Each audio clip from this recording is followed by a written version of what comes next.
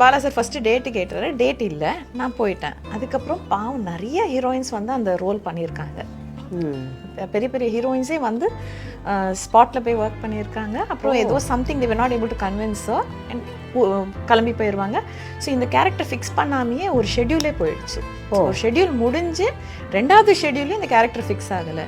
So daily ஒரு heroine வருவாங்க, வந்து ஒரு பர்டிகுலர் சீனுக்கு ஷார்ட் வைப்பாங்க, அந்த சீன் பண்ண முடியாமல் கிளம்பி போயிடுவாங்க. இப்படியே தான் போயிட்டு இருந்தது. எனக்கு வேலை கற்றுக்கணுன்னு ஆசை, அதுவும் உங்களுக்கு கையிலேருந்து கற்றுக்கணுன்னா எனக்கு ரொம்ப பெருமை அது அப்படின்னா. இப்போ என்ன பண்ணுற அப்படின்னாரு. ஒரு ஷெட்யூல் கேன்சல் ஆயிடுச்சு சார், சென்னை போகிறேன், கிளம்பி மதுரை வா அப்படின்னாரு. ஸோ ஸ்வீட் இமிடியேட்டா. அவருக்கு அங்கே ஏதோ ப்ராப்ளம், வந்த ஹீரோயின் எஸ்கேப் ஆகி ஓடி போயிடுச்சு. அவனே கூப்பிட்டாரு. அவனே சார் ஏதோ ஒரு ஹீரோயின் பண்ணிட்டு இருக்காங்க, ஒருத்தங்க வேலையை கெடுத்து எனக்கு வேணாம், இந்த வியாக்கியானம்லாம் நான் உன்னை கேட்கல, கிளம்பி வா அப்படின்னாரு. சுப நிகழ்ச்சிகள், பிறந்தநாள் கொண்டாட்டம் மற்றும் கார்ப்பரேட் ஈவென்ட்ஸ் நடத்துறதுக்கு சிறந்த இடம் VGP ஹெரிடேஜ். இன்று பார்க்கும் ஈஸியா